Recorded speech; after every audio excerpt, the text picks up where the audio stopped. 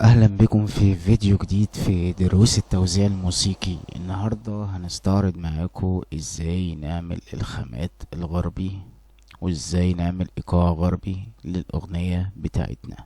تابع معايا الفيديو للنهاية، ولو انت مشتركتش اشترك في القناة عشان يوصلك كل جديد. يلا بينا نخش في الموضوع. اول حاجة كده انت بتفضي السيشن بتاعك، يعني ايقاعات اللي ملهاش اي لازمة بتبدأ ان انت تفضيها. طيب انا دلوقتي عشان اعمل ايقاع غربي ايه اللي انا محتاجه؟ ببدأ ان انا اشوف خامات، بختار الخامات اللي انا عايزها. مثلا خدت ديت. طبعا قبل كل ده ببقى محدد السرعة بتاعتي اللي انا شغال عليها. نفرض ان هي مثلا اغنية هادية فهنخليها على 70،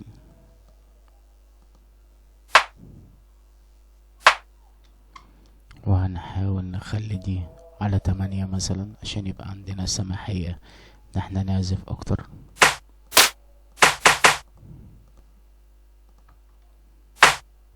ماشي، انا هخليها برضو هاي هات. طيب مثلا خدنا السقفة.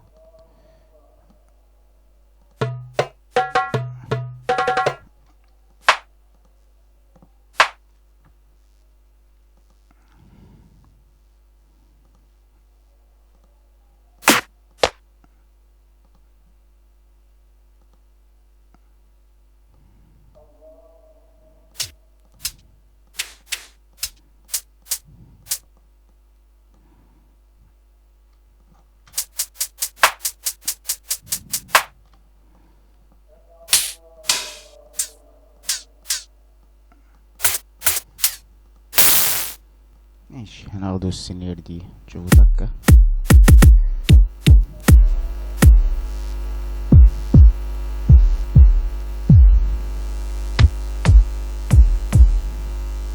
مثلا طيب كده يبقى ناقص لنا مثلا السنير.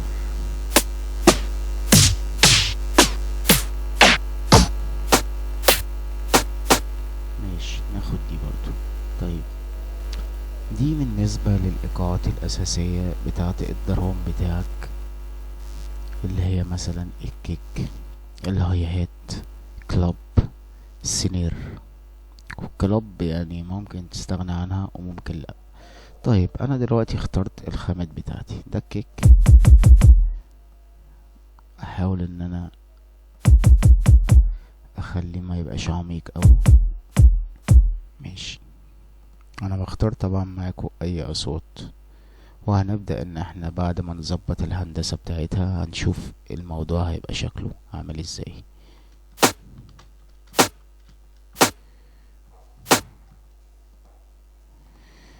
هنحط كده اهو.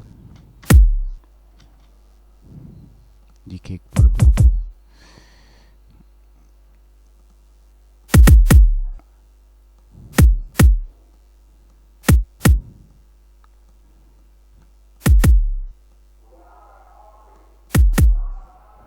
ماشي، نسمع الاتنين. تمام، مثلا هنعمل السنير. ده السنير اهو. ه-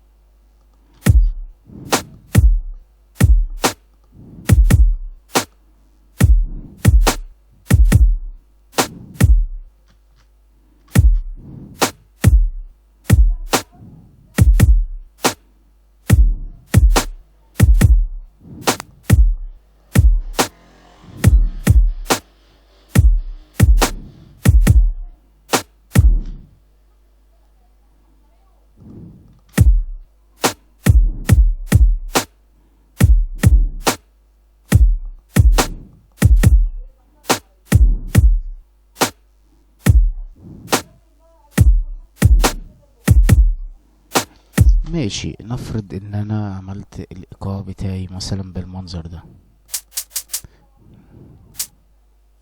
يعني انا بحاول ارصه في البداية عشان اعرف بس الصوت ماشي ازاي، هل متناغمين ولا في حاجات اغيرها وحاجات احطها عشان ابدأ ان انا اظبط معايا الموضوع بشكل كويس.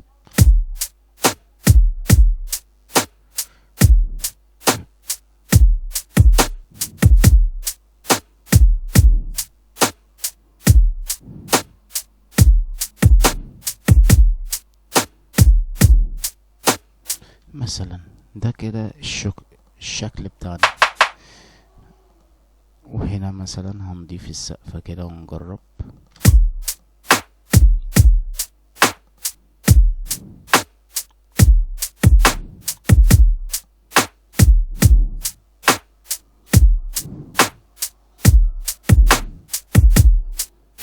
طيب تعالى بقى نحاول نظبط الموضوع بتاعنا. نظبطه ازاي؟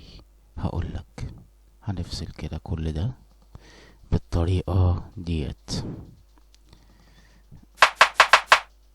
شيل العلامات دي، نضيفها على اول ميكسر. طبعا هتسميه بس احنا عشان وقت الفيديو. وهنبدأ نسمع التكة كده بالهندسة.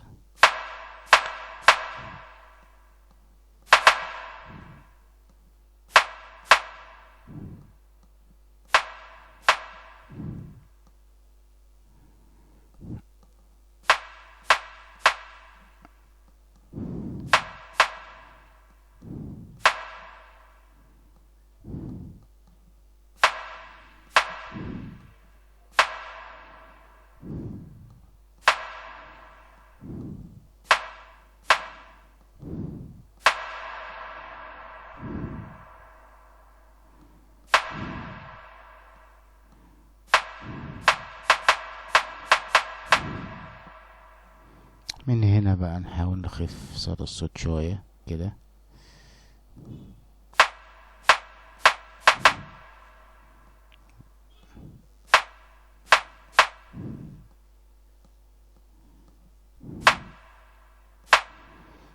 ماشي، حاول برضو نديها كده، يعني نسمعها بقى لوحدها.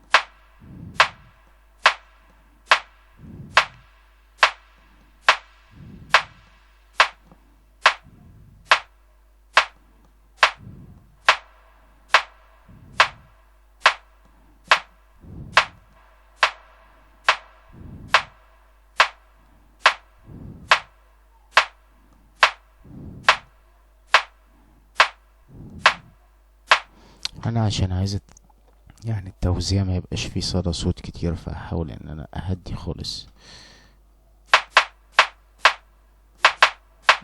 لمسة بس كده. وهنا بدأت ان انا اعدل في صوتها، يعني اوصل للصوت كده، الصوت انا عايزه بالطريقة دي. طيب انا هنا مثلا خلاص خلصت ده، خليه كده زي ما هو. هنخش مثلا على الكيك، هنحاول نختار دول زي بعض. يعني انا مثلا هنا 2، يبقى هنا برضو 2، بحيث ان احنا لما نيجي نرصه كده.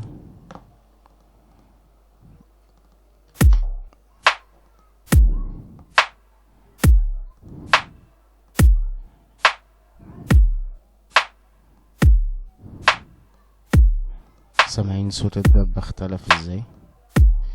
يعني بص نسمع كده.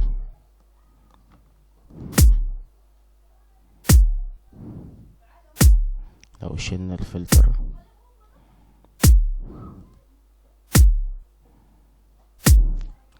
نحاول نودي دي شوية. لا عفوا، معلش دي الهاي هات، فهي هنا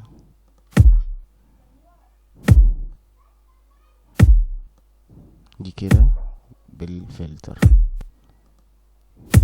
كده الصوت مفتوح شوية، احنا عايزين نكتمها، فعملنا كده.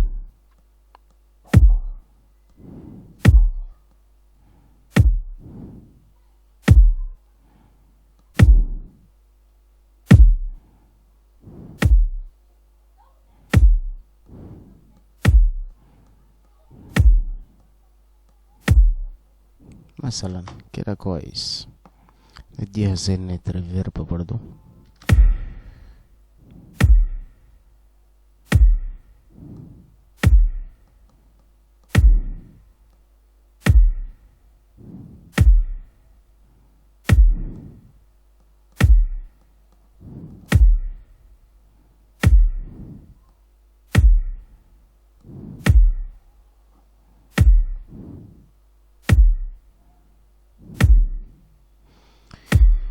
كده مثلا. طيب نسمع كده.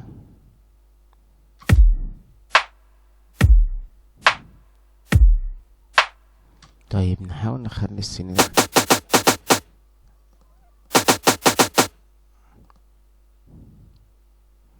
بنفس مستوى كلوب، نسمع ونشوف.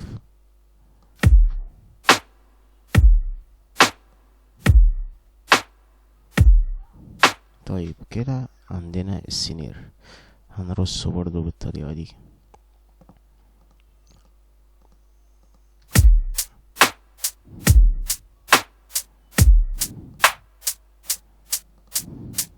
خلي على 3.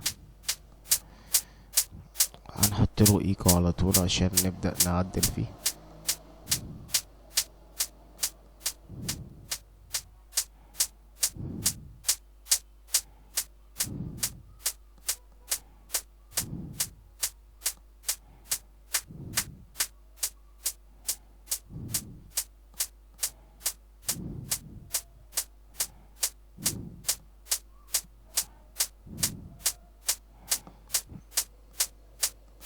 هنبدأ نحط له حاجة اسمها توزيع كده على السماعات.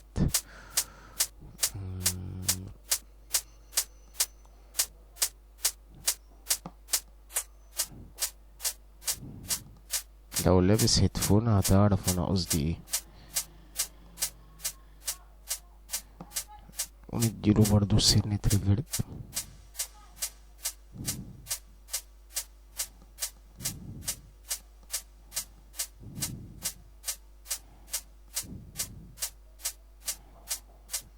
دي هندسة صوتية بسيطة يعني، مش حاجات كتير يعني. أنا كل اللي بستخدمه ريفيرب وإيكو بس، ونسمع ونشوف الدنيا فيها ايه.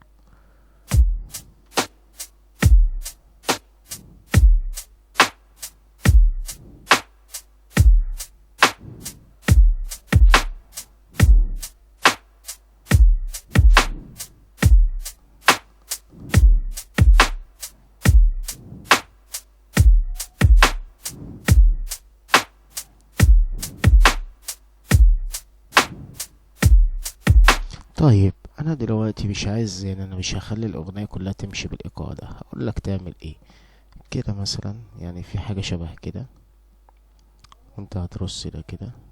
كده مثلا نفرض ان الايقاع ماشي في الاول كده مثلا اهو، حطينه هنا. ممكن نلعب لعبة بسيطة برضو كده،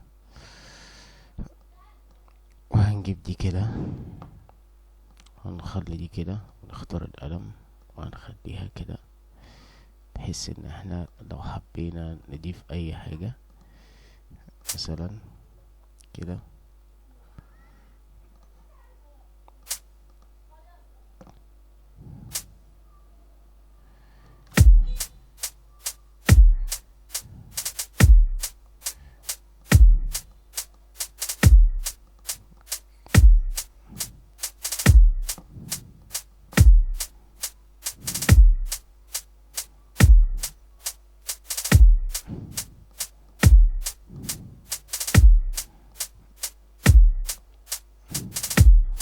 مثلا وخدت ده كده وحطيته هنا مع نفسه.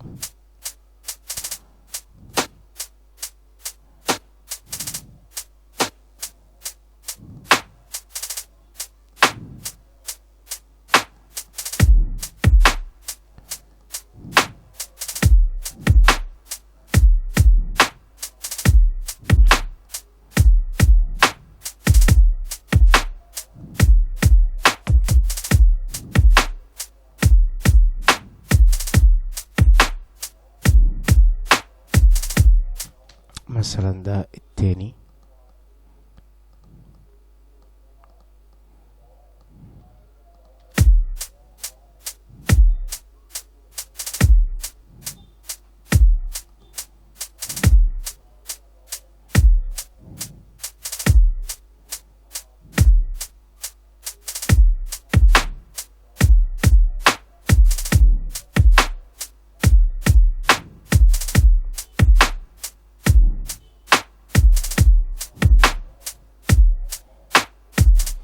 مثلا يعني انت بتمشيها برضو بخيالك. يعني مثلا لو جينا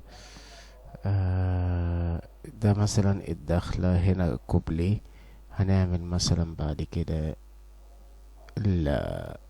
السينيو. فالسينيو دوت برضو انت بتبدأ تعدل حاجات بسيطة. يعني مثلا نفرض ان ده السينيو، ده كده السينيو.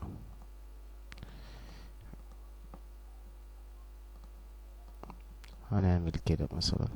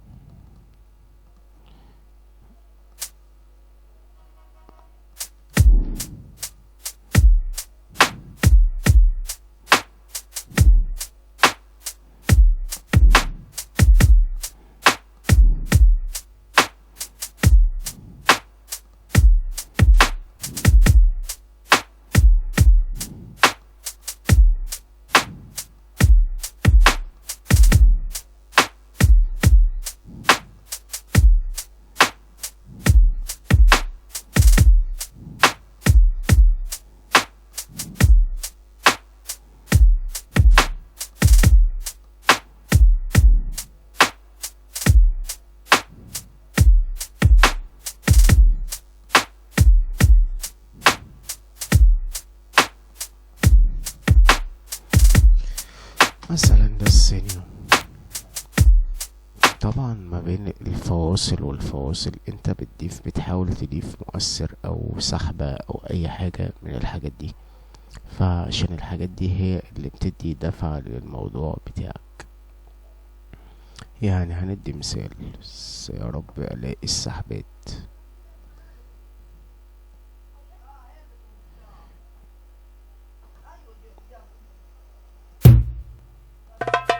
دي خامات مهرجانات، هبقى انزلها لكم.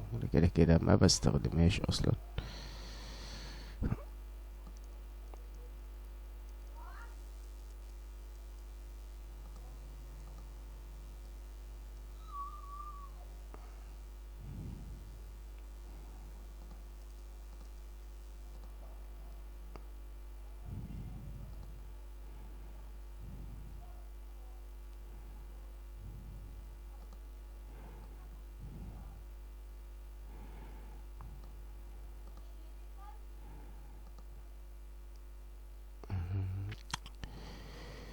لا بصوا، انا مش لاقي السحبة دلوقتي، مش عارف حاططها فين. بس يعني انتوا فاهمين قصدي وفاهمين الموضوع ممكن يبقى ماشي ازاي.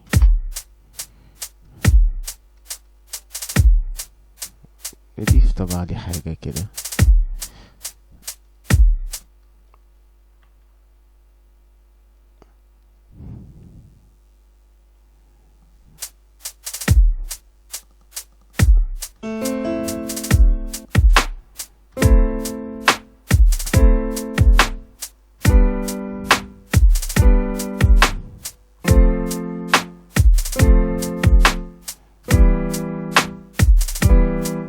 مثلا نفرض ان انا دخلت كده،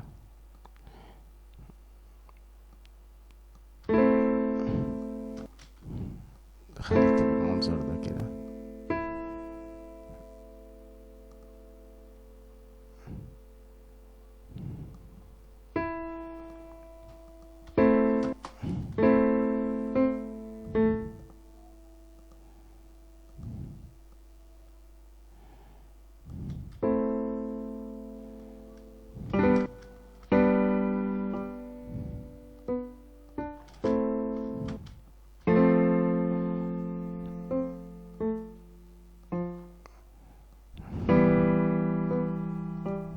شايفين لما غطيت من هنا الصوت بتاع البيانو اختلف ازاي؟ هنحط هنا مثلا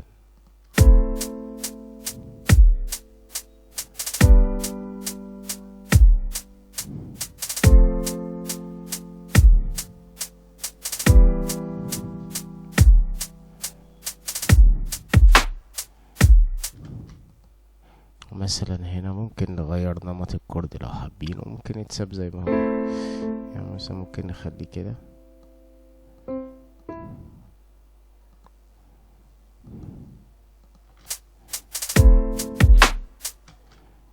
ممكن يبقى كده مثلا.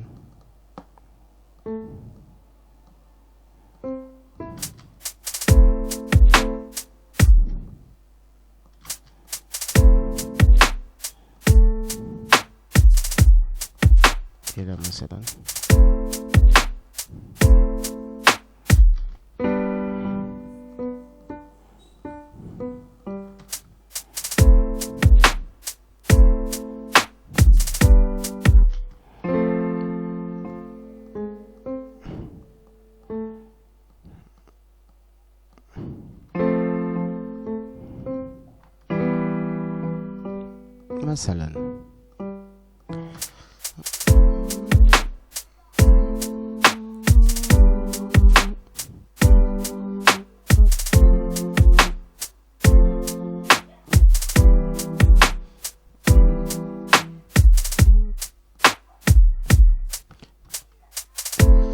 ده مثلا هنفرض ان اللي جاي ده السيريو، هنحاول برضو الكوردات نخليها مثلا تبقى كده.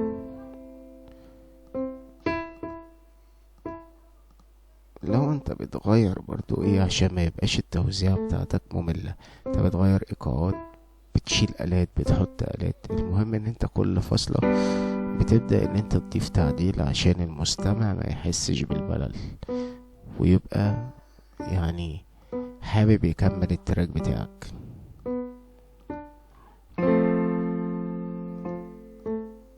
انا بديك كوردات بسيطة هي تشتغل عليها،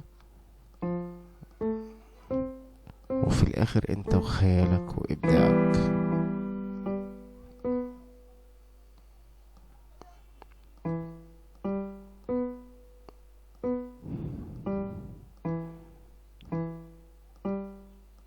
نسمع من الاول.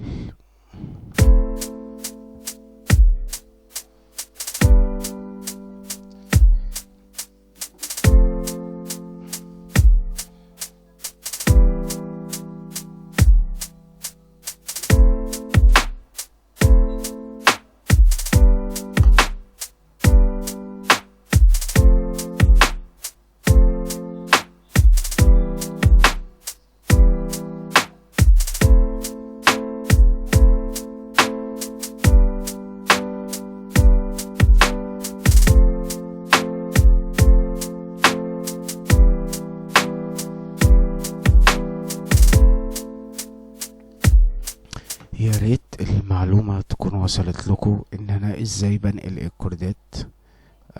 طبعا هنا انا مش عامل مؤثرات كتيرة ولا اي حاجة، مش عامل ومش مختار يعني مش مختار خامات جودتها عالية، بس انا حبيت يعني ان انا اوريكم الصورة ممكن تبقى عاملة ازاي. انت بتبدأ بحاجة خفيفة، وايه هي الايقاع الاساسي اللي معاك في الحاجة الغربي.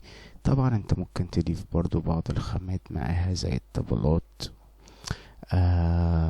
دروم مثلا، حاجة تانية برضو تحب يعني تخلي الايقاع بتاعك يبقى احسن وهو ماشي. وفي نفس الوقت الكوردات بتاعتك ما ينفعش تبقى ماشية اسطمبة واحدة، فلازم تعدل فيها كده عشان المستمع ما يحسش بالملل. اشوفكم الفيديو الجاي، سلام.